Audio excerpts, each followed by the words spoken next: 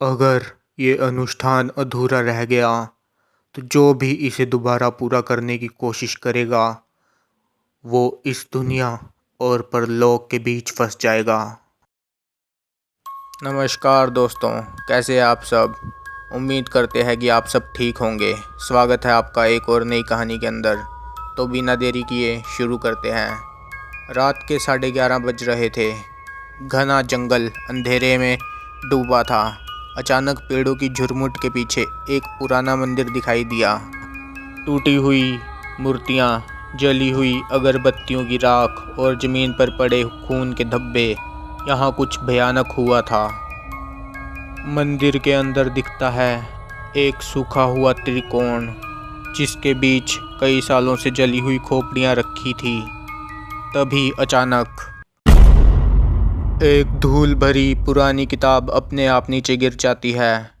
उस किताब के पन्ने फड़फड़ाने लगते हैं और फिर एक भयानक चीख पूरे मंदिर में गूंजने लगती है। राजस्थान के बेरवाल गांव में 500 साल पुराना काली शक्तिपीठ मंदिर मौजूद था, लेकिन गांव वालों ने इस जगह को छोड़ दिया था। किसी को नहीं पता था कि आखिरी बार यहाँ पूजा कब हुई थी। कहते हैं यहाँ आखिरी बार एक तांत्रिक ने महाकाली की साधना शुरू की थी, लेकिन उसने कोई भूल कर दी और वो साधना अधूरी रह गई। उसके बाद जो भी मंदिर के अंदर गया या तो गायब हो गया या फिर पागल होकर लौटा। रात को वहाँ से अजीब सी मंत्रों की आवाज़ें आती थी।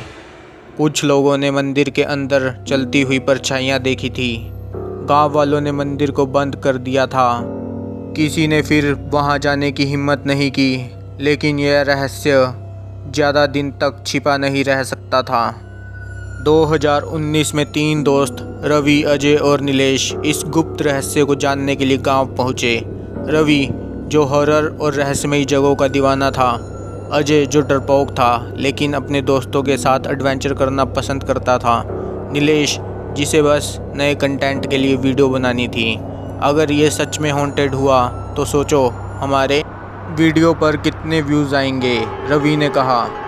रात के 11 बजे वह जंगल में घुसे और धीरे धीरे मंदिर की ओर बढ़ने लगे। भाई, ये अच्छा आइडिया नहीं है, अजय ने घबराते हुए कहा, लेकिन रवि रुका नहीं। जब वे मंदिर के पास पहुँचे तो अजीब सी ठंडी हवा चलने लगी। आसपास की झाड़ियों में कोई हलचल हुई, लेकिन वहाँ कोई नहीं था। फिर उन्होंने मंदिर का दरवाज़ा खोला और जो अंदर देखा वह किसी बुरे सपने से कम नहीं था। मंदिर के अंदर खून से बने अजीब निशान, जले हुए दियों की राख और काली मिट्टी में गड़े हुए पुराने हड्डियों के टुकड़े पड़े थे। सबसे डरावनी चीज़ थी बीच में बना रक्त का त्रिभुज, जिसके अंदर एक पुरानी तांत्रिक पुस्तक रखी थी। भाई, हमें यहाँ से निकलना चाहिए, अजय ने घबराते हुए कहा, लेकिन रवि ने वो किताब उठा ली। उस किताब में लिखा था, अगर कोई इस अनुष्ठान को पूरा कर ले तो उसे महाकाली का आशीर्वाद मिलेगा, लेकिन एक गलती से साधक इस दुनिया और परलोक के बीच फंस जाएगा। रवि ने हंसते हुए कहा, चलो इसे पूरा करके देखते हैं। रवि ने किताब के मुताबिक त्रिकोण के बीच बैठकर मंत्र पढ़ना शुरू किया। पहला मंत्र पढ़ते ही मंदिर की दीवारों पर काले धब्बे बनने लगे। दूसरा मंत्र पढ़ते ही हवा अचानक तेज हो गई। तीसरा मंत्र पढ़ते ही एक अजीब सी गड़गड़ाहट सुनाई दी। फिर पूरी जगह हिलने लगी। अचानक मंदिर में रखी खोपड़ियाँ अपने आप हिलने लगी। एक पुरानी घंटी तेजी से बजने लगी। फिर रवि की आंखें ऊपर चढ़ गई। उसका शरीर जोर जोर से कांपने लगा। उसके मुंह से किसी और की आवाज़ों में शब्द निकले, माँ आ गई है, अब कोई नहीं बचेगा। अजय और नीलेश चीखते हुए वहाँ से भागने लगे, लेकिन मंदिर का दरवाज़ा खुद ब खुद बंद हो गया और फिर एक घातक चीख गूंजी और पूरा मंदिर अंधेरे में समा गया।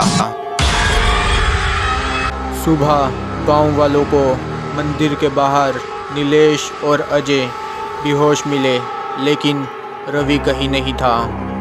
जब उन्हें होश आया तो वे बस एक ही बात दोहरा रहे थे। रवि अब इस दुनिया में नहीं है, लेकिन वो मर भी नहीं सकता। कुछ महीनों बाद गांव के चारवाहों ने रवि जैसी आकृति को मंदिर के पास खड़ा देखा। जो भी उसके पास जाता उसके कानों में फुसफुसाहट सुनाई देती। अनुष्ठान अधूरा था, मैं अधूरा हूँ, अब हर कोई अधूरा रहेगा।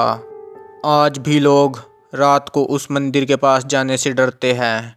वहाँ कोई है जो देख रहा है, सुन रहा है और इंतज़ार कर रहा है। क्या आप इस जगह पर जाने की हिम्मत कर सकते हैं? अगर कभी आपको कोई पुराना मंदिर दिखे तो सोचिए, क्या वो सच में वीरान है या वहाँ कोई आपकी मौजूदगी का इंतज़ार कर रहा है। अगर आपको इस कहानी में डर महसूस हुआ तो नीचे कमेंट करके बताइए, क्या आपको भी कभी ऐसा डरावना अनुभव हुआ है? और हाँ, इस वीडियो को अपने दोस्तों के साथ शेयर करना ना भूलें और चैनल को सब्सक्राइब ज़रूर करें, वरना अगली बार आप अकेले भी हो सकते हैं। आपकी रात शुभ हो।